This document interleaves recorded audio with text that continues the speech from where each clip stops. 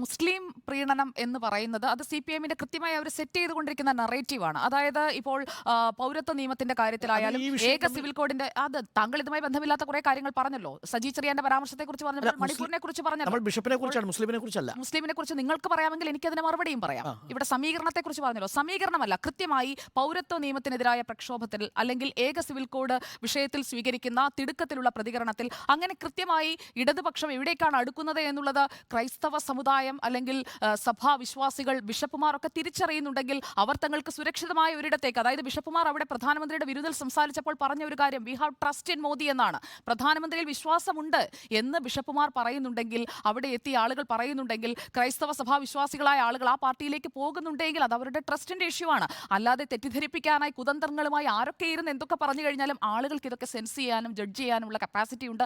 2007 നേരത്തെ ഇവിടെ റെഫർ ചെയ്തല്ലോ, അതായത് പിണറായി വിജയൻ പാർട്ടി സെക്രട്ടറി ആയിരുന്നപ്പോൾ പറഞ്ഞത് മുതൽ ഇങ്ങോട്ട് എടുത്തിരിക്കുന്ന ഓരോ കാര്യങ്ങളിലും ഓരോന്നും ഓഡിറ്റ് ചെയ്യപ്പെടും. അതുകൊണ്ട് സജി ചെറിയാൻ പറഞ്ഞ ഈ വാചകങ്ങൾ ഓഡിറ്റ് ചെയ്യപ്പെടാതെ പോകുന്നില്ല എന്നതിന്റെ കൃത്യമായ ഒരു തെളിവായി തന്നെ മാറുകയാണ് ഈ KCBC-യുടെ വക്താവ് ഫാദർ ജേക്കബ് പാലക്കാപ്പള്ളിയുടെ ആ ഒരു പ്രസ്താവന. ഒരു ലെങ്തി പ്രസ്താവനയാണ്. അതിനുശേഷം പ്രതികരണത്തിലും അത് തന്നെ ആവർത്തിക്കുകയാണ്. അപ്പോൾ അത് സുചിന്തിതമായ അഭിപ്രായം തന്നെയാണ്. സഭയ്ക്കത് പറയാനുള്ള സ്വാതന്ത്ര്യമുണ്ടെന്നേ. ആ സഭയുടെ സ്വാതന്ത്ര്യത്തിലേക്ക് നമ്മൾ കൈകടത്തുകയോ അല്ലെങ്കിൽ CPIM കൈകടത്തുകയോ ചെയ്യേണ്ട കാര്യമില്ല. സഭാവിശ്വാസികളായ ആളുകൾക്ക് ഇടയന്റെ അജഗണങ്ങൾ എന്നാണ് പറയുന്നത്. അപ്പോൾ അവർക്ക് താല്പര്യമുള്ള രീതിയിൽ അവർ പ്രതികരിക്കും. അതിനെ സ്നേഹവിരുന്നിനെ അപമാനിക്കുക, കേക്കുമായി ചെല്ലുന്നു, മുന്തിരി വാറ്റിയ സാധനം, അങ്ങനെയൊക്കെ പറഞ്ഞ് അപമാനിക്കേണ്ട കാര്യമൊന്നുമില്ല. അത് മന്ത്രിയായാലും അല്ലാതെ ഏത് വ്യക്തിയായാലും അങ്ങനെ അപമാനിച്ചാൽ അവർ പ്രതികരിക്കും. അതിനുള്ള സ്വാതന്ത്ര്യമുള്ള ഒരു രാജ്യത്താണ് അവർ താമസിക്കുന്നത്. അതെ, തീർച്ചയായും അത് പ്രതികരിക്കുക തന്നെ വേണം. എല്ലാ വിഷയങ്ങളിലും പ്രതികരണം ഉണ്ടാവണം.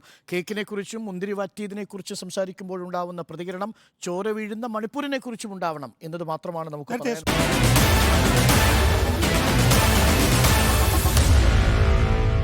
Meet the editors.